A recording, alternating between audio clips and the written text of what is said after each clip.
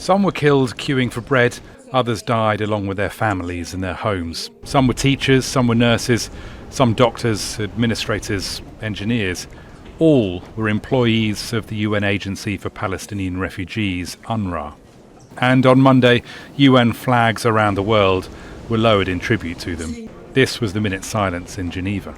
Over the last month, 101 of our colleagues have lost their lives in Gaza. This is the highest number of aid workers killed in the history of our organization in such a short time.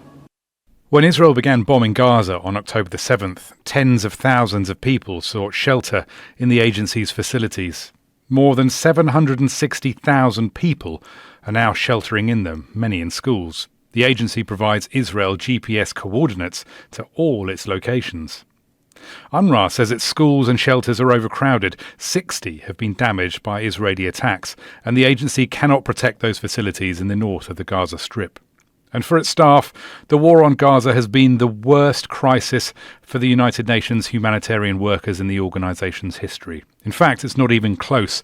The next worst moment for the UN was a suicide bombing in Abuja, Nigeria, in 2011, killing 46, less than half the current Gaza total. UNRWA provides Palestinian refugees with education, health and social services, but it's long been under pressure.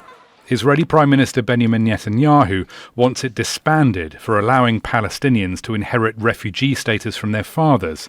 This keeps alive their right to return to lands taken in 1948. And in 2018, President Donald Trump cut US funding for UNRWA, plunging it into financial crisis. But nothing compares to the carnage of recent weeks. UNRWA and others are party to evidence. These attacks are happening inside UNRWA installations. 60 have been impacted, and just yesterday an UNRWA guest house in Rafah was hit only an hour and a half after international staff members left. So that evidence can be gathered, and the key question is what can happen, because we have prima facie evidence of potential war crimes, and that something has to happen. That has to turn into justice, and the key question for us is how that happens. Put plainly, what is happening to UNRWA's staff is the same as what's happening to the people of Gaza. Rory, Challands, Al Jazeera. Make sure to subscribe to our channel to get the latest news from Al Jazeera.